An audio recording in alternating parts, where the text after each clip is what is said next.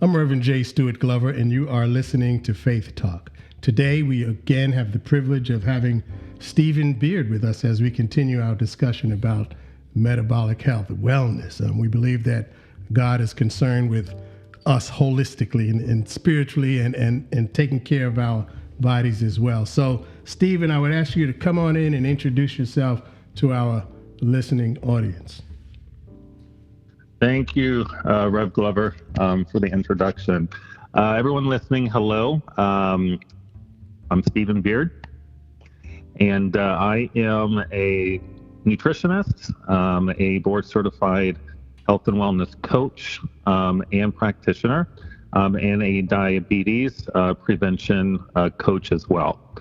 And today we are going to be discussing hypertension, and what it actually is.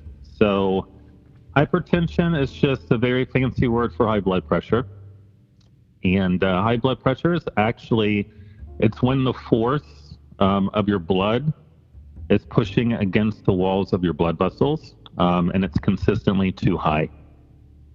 So that pretty much just sums up what high blood pressure is. Two main things that we want to look at are the numbers when we get our blood pressure checked, and that would be the diastolic and the systolic numbers. And your systolic number is the number that is on the top, the upper number, and then you have your diastolic number, which is the number that is on the bottom. And pretty much the difference between the two is your systolic number is more or less when the blood pumps out of the heart and into the arteries that are part of the circulatory system. And then the diastolic pressure, which we refer to as the second force, is created as the heart rests between its heartbeats. So that's kind of how we come up with the two numbers for measuring blood pressure. And then I know you're going to ask, where should these numbers fall in to alignment? So a normal blood pressure reading would be less than 120 over 80. So again, the 120 would be the systolic number, and then the 80 would be the diastolic number. If you're, believe us, like anywhere between 120 and 129 for the systolic, we look at it as being elevated, and then less than 80 for the bottom number. And then high blood pressure, which would be stage 1, would be anything over 130 to 139 for the top number, and then 80 through 89 on the bottom number. Mm-hmm. So let me ask you, well, before I even get to that, but what would be, are there any symptoms that someone would experience whose blood pressure is elevated, or is it kind of like a silent or no symptoms type of condition? So your high blood pressure or hypertension has been labeled the silent killer. And it's been labeled a silent killer because there are no direct symptoms that you or I would be able to pay attention to, would be able to feel, to know whether our blood pressure is high or not. There could be other symptoms that could be caused from other related situations that could end up leading to high blood pressure, but high blood pressure itself has no direct symptoms. So then again, this leads us to the importance of actually having your annual checkups and physicals and getting those numbers from the doctors so you can see what's going on, which comes from your blood work. So let's say the person doesn't go, it's left undetected, and what are some of the risks of continuing to live with elevated blood pressure and, no dietary changes or anything like that, but just left unchecked, what are some of the risks involved? Awesome question.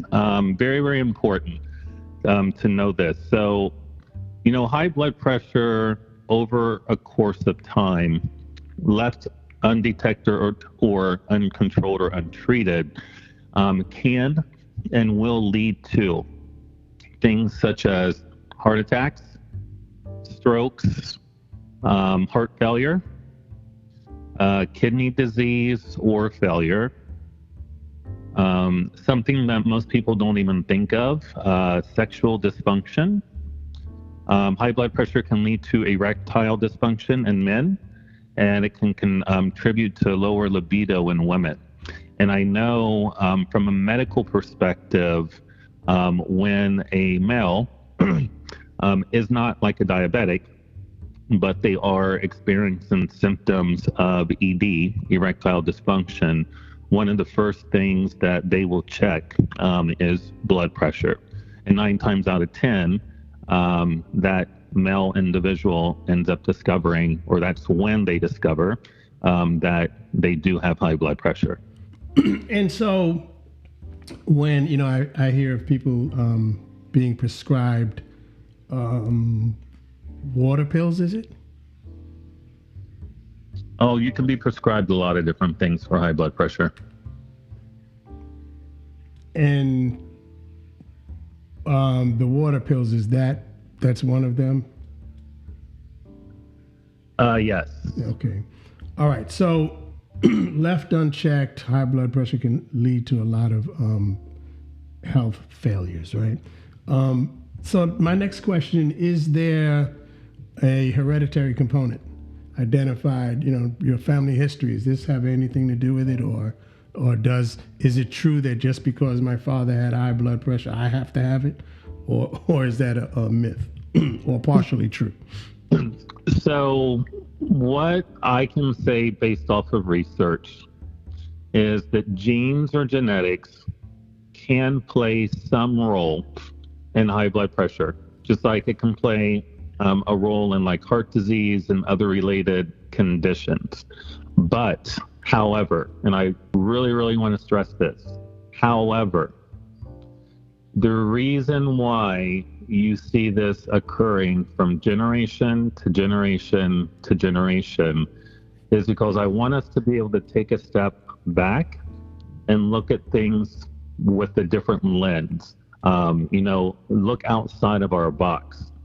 And the reason why I want us to do this is because, yes, there may be a family history of high blood pressure or other related conditions, but it is mostly solely because there is a shared common environment and other potential factors that increase the risk from generation to generation. And what I mean by that is common environments. For example, eating behaviors. Do you eat the same types of foods that you were raised on as a child that your parents and grandparents do? And if that answer is yes, then it's not necessarily going to be genetic. It's more that you're cultivating the same type of environment that your parents and grandparents lived in that caused them to have high blood pressure. So it's now going to cause you, to end up having high blood pressure as well. I love that explanation. As a person of faith, I often hear some teaching that I don't necessarily agree with in the spiritual world, where people talk about generational curses. And I'm like, well, wait a second. Is it a generational curse, or is this just a learned behavior that you've carried over from generation to generation? So I really appreciate that answer that you just gave. So let's see now. My next question is, what would be some of or is there a component, a psychological component that can contribute to elevated blood pressure levels?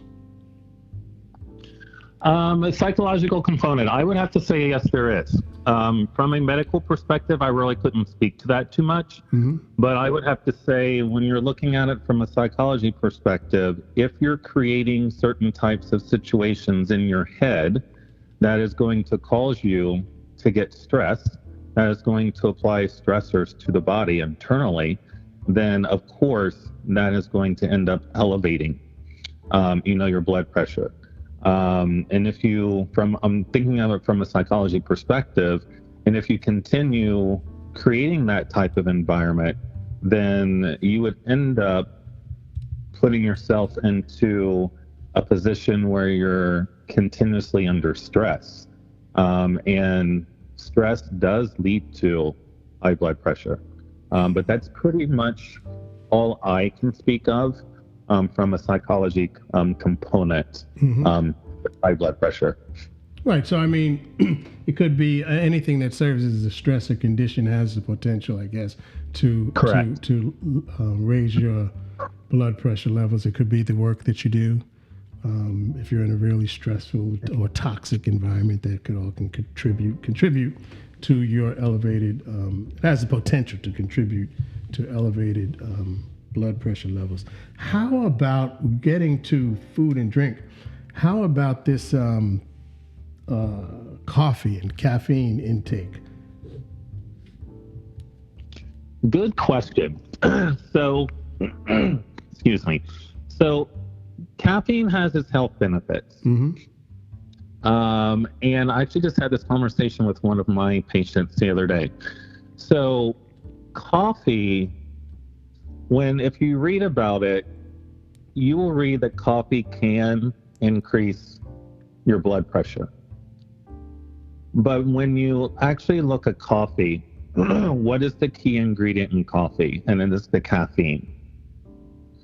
So is it truly, honestly, the coffee that is increasing blood pressure, or is it the caffeine that is in the coffee? Because decaffeinated coffee does not, or has not been shown to have an increase in blood pressure, but regular coffee does. So that just leads me to say it's more of the caffeine that is in the coffee than the actual coffee itself. Mm-hmm. So then those, again, I think we talked about this before, those energy drinks, which are pretty much loaded with caffeine, certainly would be dangerous for somebody who's experiencing elevated blood pressure levels or on the trajectory of getting there. Oh, most definitely, yes. Yes. So then let's, if we can we talk a little bit about managing hypertension? Of course. One of my favorite topics. So some of the things that we really want to be able to do, and I'm going to talk about lifestyle changes. So we have to be willing to make changes in our current life that is going to matter and make a difference. And some of those, eating a well-balanced diet that is low in salt, and then I'll come back to that in a second. Some other things, like we've discussed in other podcasts, is regular physical activity.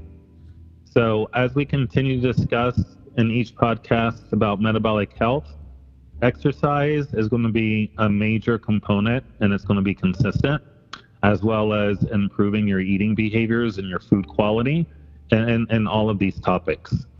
Managing your stress, like we just talked about.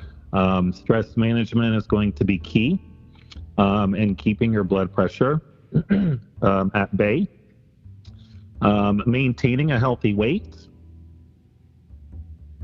Making sure that we're not overweight or obese, because that is going to play not only a factor in high blood pressure, but also in metabolic syndrome, which we have talked about previously as well. If you smoke, we need to stop smoking. If you are currently, on medication, For hypertension, just making sure that you continue taking your medications as you work on improving your lifestyle changes, in hopes of eventually weaning yourself off, of the medications. And then most importantly, making sure that you are creating a relationship and working with your healthcare professionals. Um, you know, if you are seeing someone because of the hypertension. But to get back to the food, because I know this is a big topic for you. 2,300 milligrams is what the American Heart Association recommends on a daily basis for sodium intake in our diet. Now, anyone who is on the verge or the cusp of hypertension, or someone who has been diagnosed with hypertension, we really want to cut the 2,300 milligrams down to 1,500 milligrams. And of course, the lower the better. So if we can get lower than 1,500 milligrams of sodium a day, then we're doing our heart and our body, a big, big, big service. So when we're talking about eating a balanced diet, we want to make sure that we're eating foods that are rich, like fruits, vegetables, whole grains, low-fat dairy products, skinless poultry and fish. So without the skin, because the skin is fat. Eat your nuts and legumes, and then your oils. So we want to make sure that we're sticking to like olive oils and avocado oils, and even coconut oil as well. Mm-hmm. And then we want to make sure that we limit red meats, saturated and trans fats, which now goes into, the standard American diet, which is the heavily processed types of foods, fatty meats as well, alcohol, and then any item that has added sugar, including sugar-sweetened beverages. Mm-hmm. Well, I've noticed some people, and I guess this might just be a habit of muscle memory, but some people will actually, if you're in a restaurant, you sit down, you're watching the table across from you, and a guy sits down, his food comes. Before he even tastes it, he's got his hand on a salt shaker and is adding salt to food that he hasn't even tasted. So I think this reaching for the salt can also be a learned behavior that we need to be conscious of and think. I believe it is a learned behavior for most. I mean, I guess I have to be thankful being diagnosed as a type 1 diabetic at a younger age, because I don't cook with salt. I don't eat things with salt in it, or anything like that. But I do notice when I do go out to meet some friends out, that's the first thing. And it's funny because when I go out to a restaurant, and I don't eat at restaurants solely because they prepare everything, including their vegetables, in some kind of seasoning that is always loaded with salt. Mm-hmm. And I will never forget this. I asked the waitress, I was like, what do you have on the menu that is salt-free? And she sat there and laughed at me, and she's like, why are you being so boring for? She's like, why do you not want to eat something that has salt in it? And then, I went through my spiel trying to educate her and all this other stuff. And at the end of the day, she was like, you just need to live a little and enjoy all that salt. Wow. So, I just think it's something that's standard here in this country. Because there's many other countries, you can go and there's hardly any salt used, for seasoning or anything like that. But it's a huge problem, here in the U.S. So there are, again, if we're trying to get somebody to maybe reduce their salt intake and they have difficulty changing their habits immediately, cold turkey all at once, are there different choices? I guess there are different choices in terms of the salt that you actually buy. Some salts are advertised as low sodium or sea salt. So, is there a better choice? Some people are going to say yes, there is. Others are going to say no, there isn't. You have iodine salt. Our body needs iodine. So iodine salt is more or less like table salt. So if you have a pinch, and what I mean by a pinch is literally putting a little sprinkle of it in your hand and just sprinkling it on top of your food, that is going to be okay because the body needs, some iodine salt. And salt is, an electrolyte. So we want to make sure that our electrolytes, stay, at equilibrium as well.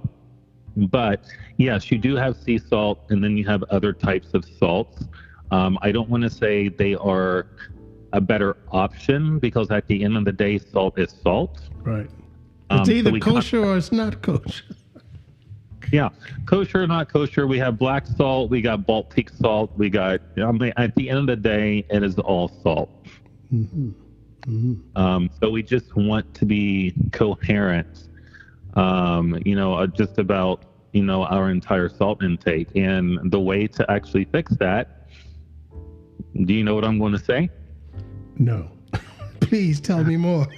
The way to fix that, and you've heard me say this before in previous discussions, is eating more of a plant-based whole food diet.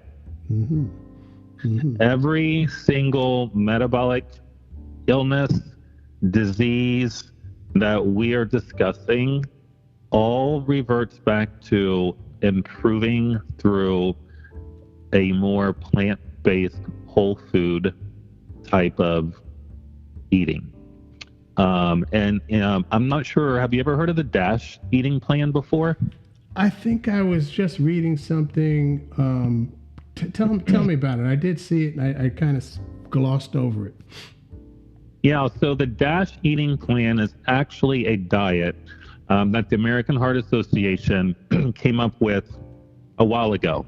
And DASH stands for Dietary Approaches to Stop Hypertension. So it is literally, I refer to it as an eating plan, not a diet. So it's more or less an eating plan that's designed to help you manage your blood pressure.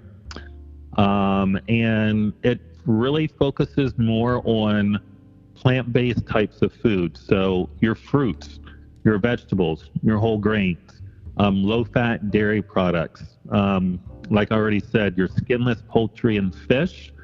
It literally minimizes red meat. Obviously, your sodium intake, your saturated fats and trans fats, and all of that other stuff. But if there's anyone listening who has never heard of the DASH eating plan or the DASH diet, I would really suggest to look it up, do some research, or even ask your doctor about it, hoping he or she will know what it actually is, because that is a very successful way to be honest with you, we all should be eating this way to prevent hypertension, high cholesterol, and other metabolic illnesses and diseases. But it's very, very successful with managing your blood pressure. I just had a thought of something that I never buy, and maybe some people do. But if you go in a supermarket and you see something like a meat product that's been seasoned in the store, I would never buy it. Simply because, salt has been known to be used in some preservative capacity, right? And sometimes the food that you're getting, sometimes even in a restaurant, may have been on the verge of, being spoiled or at least heading in that direction rapidly. And the salt, the over-salting of it is used to disguise that. And that's rather disgusting, but it happens. 100%. Yeah. So a business is a business, and they're going to do what they can to preserve their supply, their inventory, and sometimes salt is part of that. And it might taste good, but it's actually disguising the spoiling of the food. So we just be conscious of what you're looking at. So therefore, if I go in a supermarket, I wouldn't buy it anyway. But I see things like meatballs that are raw meat, but they're heavily seasoned already. And I'm like, I'm very suspicious as to the integrity of this product that's heavily seasoned that they get. What are they covering up? So. Very, very good point. You brought up a very good point. And if I could just add to something, because you just brought something to intuition with me. Seasoning. So, a lot of us will go to the supermarket and we may say, okay, I'm going to buy frozen vegetables. But I'm going to buy frozen vegetables that are seasoned because they're going to taste better. Mm-hmm. We always want to make sure that we are looking at the food label because, like you said, most of the seasonings is going to have some sort of salt or sodium in it. And if you're buying something that you think is going to be, quote unquote, healthier for you, like vegetables, but then you're buying them that are seasoned, they're not going to be that great for you because they're going to be loaded with a lot of sodium. So it's best to make sure that you buy your food plain and then buy your own fresh herbs and season yourself to keep the sodium intake low. Amen. Season yourself to keep the sodium intake low. Well, Stephen, thank you so much for coming in again. You always add value to these conversations. You've been listening to Faith Talk. I'm Reverend J. Stewart Glover. I would encourage you to visit the website at www.reverendjstewartglover.com. And there you can sign up as a recipient on the mailing list. You can contact me directly by email or even leave me a voicemail, as well as seeing all the episodes that you may have missed with Stephen Beard. Stephen, could you tell us about your new website that's under construction or being developed, the new name of your company, and all of those things? Sure. So the name of my new company, or that it's evolved, is Holistic Synergy. As the name, represents itself, I mainly focus on holistic wellness and functional wellness as well. And my website is under construction. So as soon as it is up and running, then I will be able to pass that information along to everyone. But in the meantime, I can be reached if anyone has any questions or would like to reach out to me just to have a conversation through any of the podcasts. You can reach me by email. So that would be Stephen, Stephen, at Metabolic Health. So Metabolic Health is all one word, .com. So Stephen at metabolichealth.com. Or you can even send me a text message, and I'll go ahead and, get my number out. So it's 305-467-8781. Amen. Well, Stephen, thanks a lot. And thank you to our listening audience for being part of this, these discussions and listening in. What is becoming and beginning to leave a global footprint. So thank you once again. God bless you and be well in the name of the Lord. Amen. Amen.